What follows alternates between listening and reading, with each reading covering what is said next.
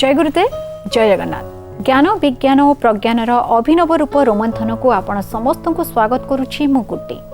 दर्शक बंधु, अनेक समस्या आम मानकर थाए शरीर रे, पुणी किछि समस्या जहाँकि विशेषकर छोट पिलांक क्षेत्र में देखा जाए सेमिति एक रोग होछि ऑटिज्म, जो विषय गत अध्याय गुड़िक आपण मैंने जानवाक पाउथले। विभिन्न कथा गुरुजी आपण को बुझाउथले। आज से रोग विषय आउरी अनेक कथा जानिबा। सेतिपई प्रथमे स्वागत करिबा आपण समस्तंकर प्रिय रेकी मिशन प्रतिष्ठाता तथा विज्ञानी गुरु गुरुदेव श्री संत महोदय को। गुरुजी आपण काम कार्यक्रम को स्वागत। जय गुरुदेव। जय गुरुदेव। गत अध्याय आपण ऑटिज्म विषय बुझाउथले, पुणी पाच्य संस्कृति विषय बुझाउथले। कोन पई छोट छोट कथा आग काल रे करा जाय पिलांक सहित जहार प्रतिक्रिया रे सेमाने मध्य एक्टिव होवा को लागंती। आज कथा केउठु आरंभ करिवे? जहाँ हमें चर्चा करुथिले जे विभिन्न संस्कृति एवं परंपरार कथा, केते शिशुर विकास पाई मध्य जो समाज विज्ञानी माने थिले से केते गुण और निखुण भाव चिंता करुथिले। आमर परंपरा भितर एमती अनेक गुड़िए कथा को से जोड़ी दी जाइथिले जो थिरे शिशुर विकास पाई बा मेधार विकास पाई जहाँ साहाय्य करुथिले। सी परंपरा को आमे आस्ते आस्ते भूली जाउछे, से खेल को आमे भूली जाउछे। बर्तमान आमे इलेक्ट्रोनिक्स से जेतो पिलाटे कांदुची बा पिलाटी जेतो किछि जानिवार समय मध्य न होइछि सेतोले आमे ताको कैमेरा देखौछे बा मोबाइल ले ताको विभिन्न प्रकार चित्र एवं चलचित्र देखौछे जहार कुप्रभाव संतान उपरे पड़ुछि।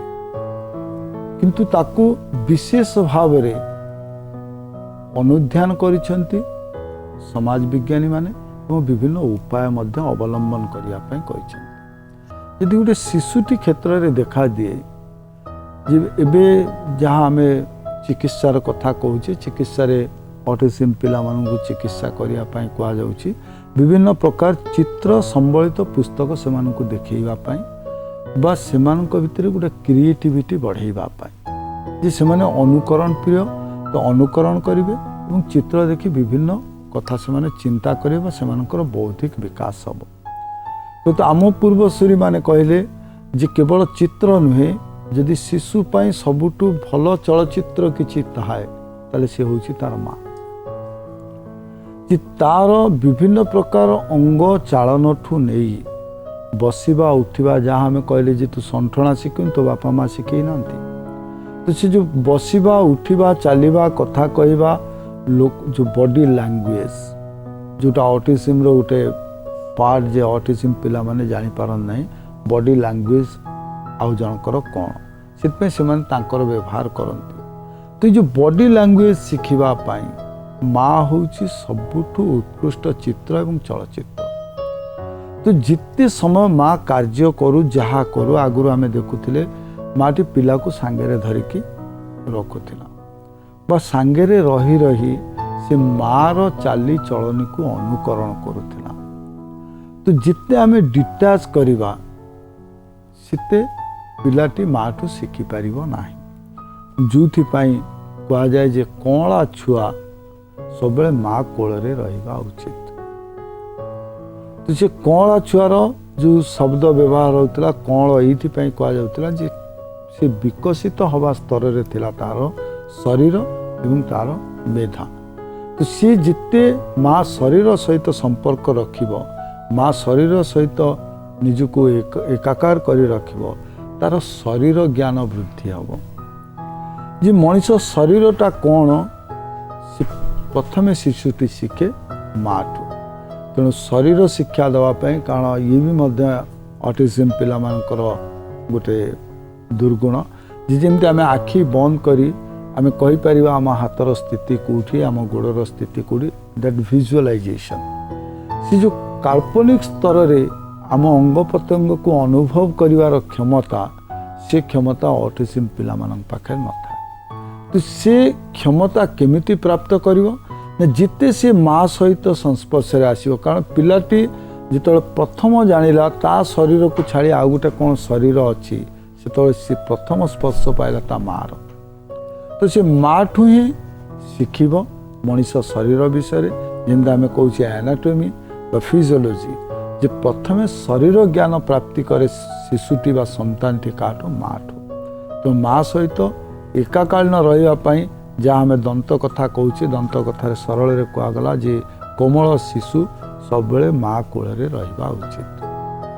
ଯଦି ସେ ମା କୋଳରେ ରହିଲା ତା ଭିତରେ ସେ ଯେଉଁ ଶରୀର ଜ୍ଞାନ ସେ ବିକଶିତ ହେବ, ଯାହା ପରବର୍ତ୍ତୀ ସମୟରେ ସେ ପିଲା ଭିତରେ ଅଟିଜିମ୍ ଭଳି କାରଣ ଯିବ ନାହିଁ ବା ତା ଭିତରେ ଶବ୍ଦ ସହିତ ଅନୁଭବର ଶକ୍ତି ମଧ୍ୟ ବୃଦ୍ଧି ପାଇବ ଏବଂ ସମ୍ପର୍କ ସ୍ଥାପନ କରିବାର, ଯେମିତି ପିଲାଟି କାନ୍ଦିଲେ ଖୋଜେ, କାହାକୁ ଖୋଜେ ସେ କହିପାରେନି କିନ୍ତୁ ତାର ହାବଭାବରୁ ସେ ପ୍ରକାଶ କରେ ସେ କାହାକୁ ଖୋଜୁଛି ଏବଂ ସେ ସମୟରେ ଯଦି ମା ଉପସ୍ଥିତ ହୁଏ ସେ ତୁନି ପଡ଼ିଯାଏ ବା ନୀରବ ହୋଇଯାଏ।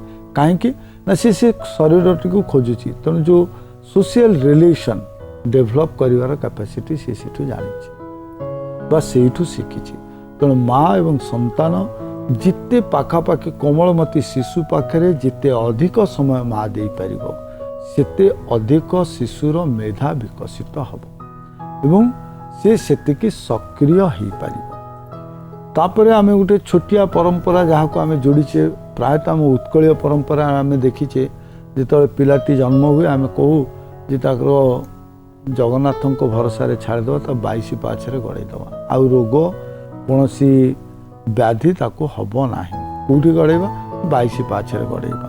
ଯେଉଁମାନେ ପୁରୀଠୁ ଦୂରରେ ଅଛନ୍ତି ସେମାନେ କହନ୍ତି ମୁଁ ଠାକୁର ମନ୍ଦିରରେ ନେଇ ଗଡ଼େଇ ଦେଲି, ତ ତାକୁ ଆଉ ରୋଗ ବ୍ୟାଧି ହେବନି, କି ତାକୁ ଗୋଟେ ଏମିତି ରୋଗ ହେଲା କେହି ଚିହ୍ନି ପାଇଲେନି, ମୁଁ ମନ୍ଦିରରେ ଗଡ଼େଇ ଦେଲି ସେ ରୋଗ ଭଲ ହେଇଗଲା।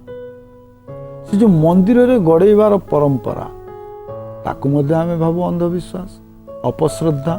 ଯେ ଗୋଟେ 22 ପାହାଚ ଠାକୁରଙ୍କ ପାଖକୁ ଯିବା ପାଇଁ ପାହାଚଟେ ହେଇଛି, ସେ ପାହାଚରେ କ'ଣ ବିଶେଷତ୍ୱ ଅଛି ଯେ ଆମେ ପାହାଚରେ ଗଡ଼େଇ ଦେବା ଏବଂ ଗଡ଼େଇଲେ ଶିଶୁଟିର ଭବିଷ୍ୟତ ସୁରକ୍ଷିତ ହେବ, ସ୍ୱାସ୍ଥ୍ୟଗତ କୌଣସି ପ୍ରକାର ଦୋଷ ତ୍ରୁଟି ଦେଖାଯିବ ନାହିଁ, ସେ ସୁସ୍ଥ ହେଇଯିବ। ତା ପଛରେ କ'ଣ ବିଜ୍ଞାନ କାମ କରୁଛି? ଯେ କେବଳ 22 ପାହାଚ ଗଡ଼େଇବା କଥା ନୁହେଁ, ସାଧାରଣ ଯେଉଁମାନେ ଶ୍ରୀ ଜଗନ୍ନାଥ ମନ୍ଦିରରୁ ଦୂରରେ ମଧ୍ୟ ଅଛନ୍ତି ସେମାନେ କୁହନ୍ତି ଆମେ ପିଲାଟିକୁ ମନ୍ଦିରରେ ଗଡ଼େଇ ଦେବୁ ଏବଂ ଯାହାଦ୍ୱାରା ସେ ନିରୋଗ ମଧ୍ୟ ହେଇଯାଏ।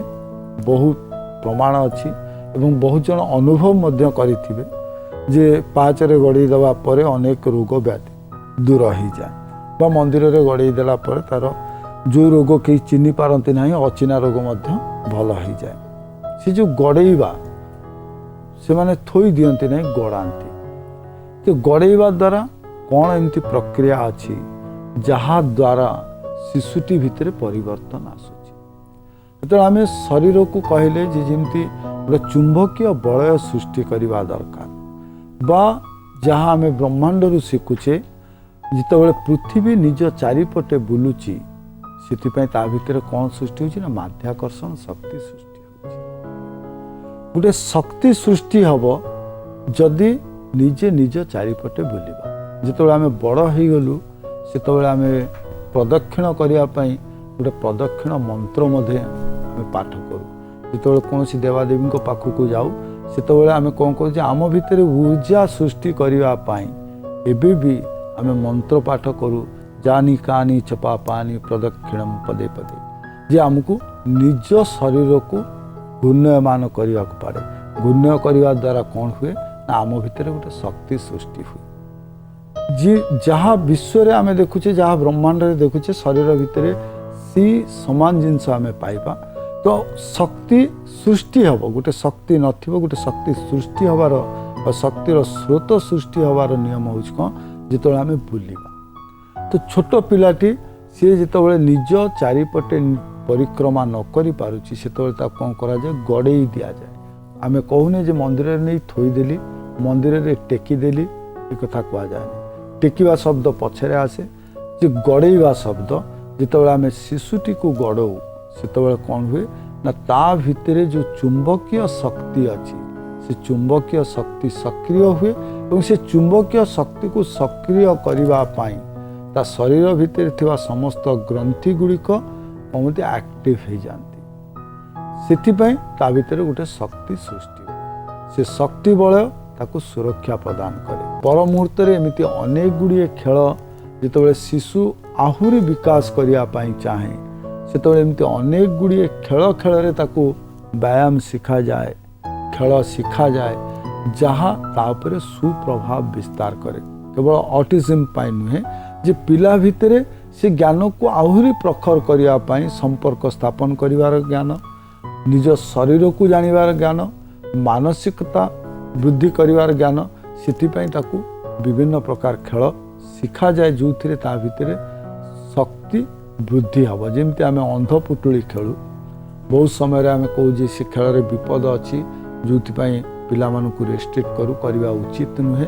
पिला मानकु खोला पड़िया रे खेलवा दरकार, कौन छात उपर नुहे। छात उपर खेलले जंत्रणादायक पिला मानक पई ही पारे, जो आम अभिभावक हिसाब से बंद करूँ। जितेबाला आम पड़िया भितर अंध पुटुली खेलबू से आम कौन करुचे ना ता भितर जो इमेजिनेशन जो कल्पना करिवार शक्ति ताकू वृद्धि कराउचे। जिते कल्पनार शक्ति वृद्धि हम से ऑटिज्म बा मानसिक अनेक व्याधि पिलाटी को देखा देवा। कासे आखि बंद करी अनेक कथा को देखा को चेष्टा करिवो जे किए कोठी अच्छी, कहा पाखक मो हाथ बढ़ेबी, कहा को छुईबी, तो से समय रे से शक्ति वृद्धि हुए। कौन खेल मध्य सृष्टि करा जाए ना आम परंपरा रे जार कौन सुप्रभाव नाही बा जार मनीष जीवन उपर प्रभाव नाही, तो से प्रभाव को आम जानिने। तेणु आम जहाँ देशीय खेल जहाँ आम खेलुथिले से खेल आस्ते आस्ते लोप पाइबा पहुँची बा से खेल प्रति लोकंकर जो इच्छा थिला से इच्छा आस्ते आस्ते मरी मरी जाउची। आम समस्ते खेल को वृत्ति सहित जोड़िया चाहूचे, तेणु एमिति खेल पिला खेलवा चाहूचे जहाँ ता वृत्तिगत जीवन में साहाय्य करिवो, किंतु ता शरीर पाई जहाँ उपयोगी, ता शरीर पाई जहाँ आशीर्वाद, से प्रकार खेलरू से दूर होचे। अंध पुटुली खेल हो, चका चका भौरी हो, सबू खेल पछरे गोटे विज्ञान सम्मत मत अच्छी एवं लक्ष्य शिशुर मानसिक एवं शारीरिक विकास। तो जो आम ऑटिज्म कथा कहूचे, जो पिला मानक भितर ऑटिज्म देखा दौची 12 मासरू 24 मास भितर जदि आम सेमती कौन जिनस देखुचे, तो जदि आम ताको खाली गड़ेबार प्रक्रिया करूँ तो से प्रक्रियाकरण भितर मध्य अनेक गुड़िए कथा तार सजाड़ी हो। तेणु आम परंपरा रे ताको गोटे धार्मिक प्रथा भाव में निगला जी सी नहबा पूर्वर आम पिलाटी को विकसित करवा। जदि कौन मस्तिष्क कौन जगार जो वेव पास करुची, जदि सी तार ग्राफिक पाथ को यदि छाड़ी जाउची कौटी ऑब्स्ट्रक्ट होउची, से रास्ता खोली जाऊ एवं ता भितर से जो चेतना अच्छी से चेतनार विकास घटू, ता भितर व्यक्तित्वर विकास हो। जहाँ ऑटिज्म कारण से प्रकार कारण ता पाखक न आसू। तो साधारण साधारण भाव जो प्रक्रियाकरण करा जाइथिला शिशुटी को सुस्थ करिया पाई, ताको आमे भूली भूली जाउछे, आमे पाश्चात्य को फेरी जाउछे। तो पाश्चात्यर कुप्रभाव ता उपरे प्रभाव विस्तार करुचे और पिला भितर ऑटिज्म टेंडेंसी देखा दउछे। जहाँ आमे तुलनात्मक भाव में मध्य देखुचे जे अमेरिका रे ए संख्या अधिक, भारत में नथिला, एबे बढ़ी बढ़ी चली। कहीं ताकू मध्य तर्जमा करवा दरकार। ये मध्य गोटे कारण हो पारे एवं आ प्रति मध्य आमे सतर्क रहिबा दरकार।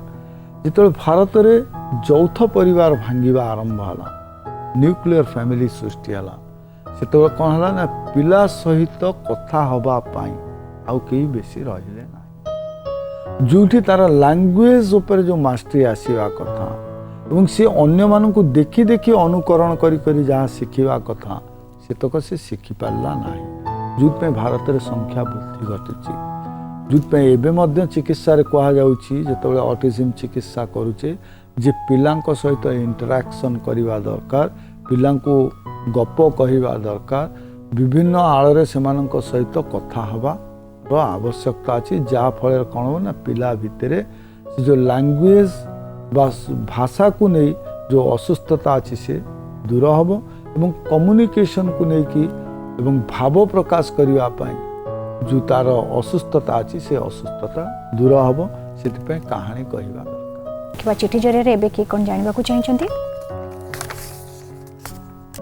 ए चिट्ठी को लिखिं सुशांत पाणिग्राही हैदराबाद से लिखिं गुरुजी जय गुरुदेव तापर से लिखिं जे मो पुओ पाखे हैदराबाद रे रोची मो पुओ को नहीं मत एक समस्या भोगवाक पड़ुछि सी कर्ममय जीवन में एते व्यस्त रोची जो से प्रेसर रोची किंतु सी खुशी अनुभव करुच्ची बोली कहूँ जितेबले कर्म से खुशी हुए से मत आश्चर्य लगे कहीं मुझे देखे सब से टेंशन रे रोची कम को नहीं वर्कहोलिक पूरा सी तार प्रोफेशन ने से निजको एते बुड़ी रखिबारे शांति ही पाए बोली से कहे किंतु एटा कौन मनिषर शरीर पक्षे हानिकारक ना क्षतिकारक कहीं आजिकल जदि अनेक जन को देखा समस्ते वर्कहोलिक हो गले तेज यार सुफल अच्छी ना खराब फल मिले आ कौन करने द्वारा एथर जड़े जन को निर्भूत कर जहाँ गोटे बड़ चिंतार विषय जे आम समस्ते कार्य प्रति स्पृहा बुद्धि हो तो चिंता करें किंतु आमको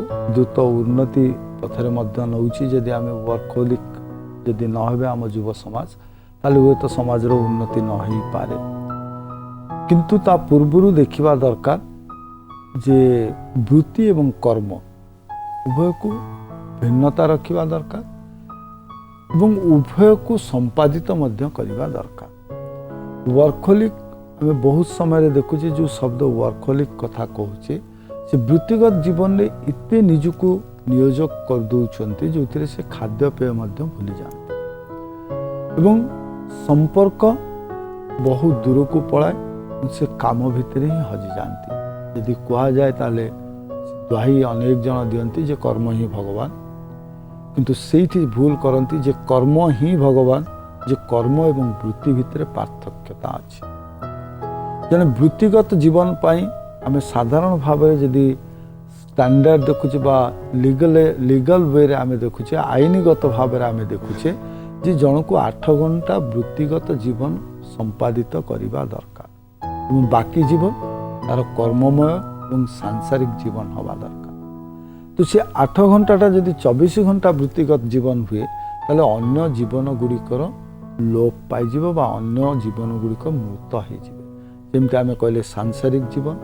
पारिवारिक जीवन और सामाजिक जीवन ये 3टा जीवन मृत्यु घटव जदि आम गोटे जीवन को बंचेबा बा गोटे जीवन को पाथेय करके आम जीवन बंचापी चेष्टा कर तो वर्कहोलिक निश्चिंत भाव में देह पक्षरे अहितकर कारण शरीर एवं मन उभय भितर सामंजस्य दरकार जदि केवल मानसिक स्तर में आम काम करूँ एवं शारीरिक स्तर में किसी कार्य न करूँ ताले जो कहले जे देखा जाउछंती चिंताग्रस्त हवा स्वाभाविक कहीं ना शरीर हालिया हो नाही किंतु मुंड हालिया हो जाउछि जो we are not maintaining a good relation between head and body तो मुंड एवं शरीर उभय संतुलित हवा दरकार तो से संतुलित हवा पाई जो वर्कहोलिक इन नेचर काम निष्ठा रखा उचित किंतु काम हजि जावा उचित नुहे शब्द को ध्यान दवा दरकार जिसे माने निशा नुहे निष्ठा उपरे पर्यवेसित हवा दरकार how much they are dedicated to their work not how much they involve how much they forget about themselves after doing a work गोटे कार्य करने पर से जदि निजे हजि जाउछंती से कार्य मूल्य जदि वृत्तिगत जीवन में आम मन दे जो संसार आम हाथ में तैयारी करछे जो संसार आम सृष्टि करछे से संसार को भूली जाओ ताले से संसार महत्व न था से वृत्तिर सार्थकता न था तेणु कौन सी जगार जो वर्कहोलिक शब्द आम व्यवहार करुचे बा निशाग्रस्त से शब्द बिल्कुल प्रযোज्य नुहे बा आवश्यकता मध्य नाही कार्य निष्ठा आम भितर सुस्थता प्रदान करे आमको मानसिक शांति दिए एवं जो 4टी जीवन आम बंचापी आसीचे से 4टी जीवन को सुरुखुरे bunchy Paribas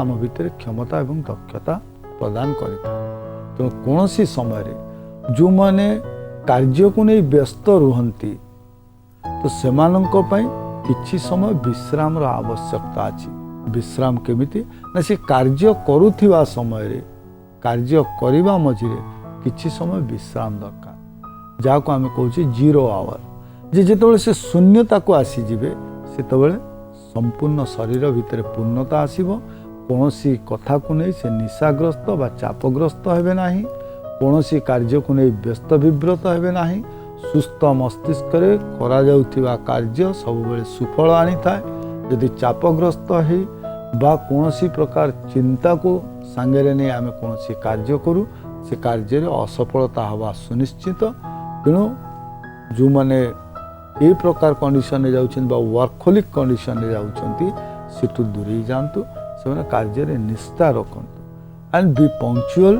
towards work towards profession towards family towards society सबु गुड़िक पंक्चुअलिटी दरकार बा अनुबंधता हवा आवश्यक अच्छे यदि आम अनुबंधित न होउछे कोनोसी बंधन रे आमे यदि बांधी न होउछे तो एका एका जीवन नरक सम हो जाए तेणु आम जो संसार को आसीचे आम साधारण को मनीष गोटे सामाजिक प्राणी तो बंचापी समाज आवश्यकता मात्राधिक अच्छी वृत्तिर नुहे तो जार आवश्यकता अच्छी ताकू न्यून करी जार आवश्यकता थाई मध्य इतने अधिक आवश्यकता नहीं ताकू यदि मुख्य करा जाए ताले जीवन जो संतुलन अच्छी से संतुलन बिगड़ी जीव एवं आम असंतुलित भाव में जीवन यापन करवा जहाँ को आम कहे बहुत समय आम हाइपर हो जाऊे बहुत समय डिप्रेशन आ जाऊँगी बहुत समय इरिटेशन आसूची बहुत समय प्रेशर हो जाऊे ये सब जिनस हम जे पर्यंत आम कौन कार्य को निशा भाव में ग्रहण कर निष्ठार आवश्यकता अच्छी निष्ठा सह कार्य सह बा मनर कार्य जी कह मेंटल वर्क जी कहते एटलिस्ट फिजिकल वर्क किछि करवा उचित शरीर हालिया हवा पाई यदि शरीर एवं मन एका संगे हालिया न होती ताले अनेक गुड़िए रोग शरीर भितर सृष्टि हम जहाँ वर्तमान बयस यदि यंग एज थी आम टाणी नहीं चली जावा शरीर पीड़ा को आम एत अनुभव करें गोटे बयस पर तार कुफल आमको भोग पड़े। आज्ञा गुरुजी निश्चय निष्ठार आवश्यकता रही ए क्षेत्र में तेबे आज बहुत बहुत धन्यवाद। जय गुरुदेव।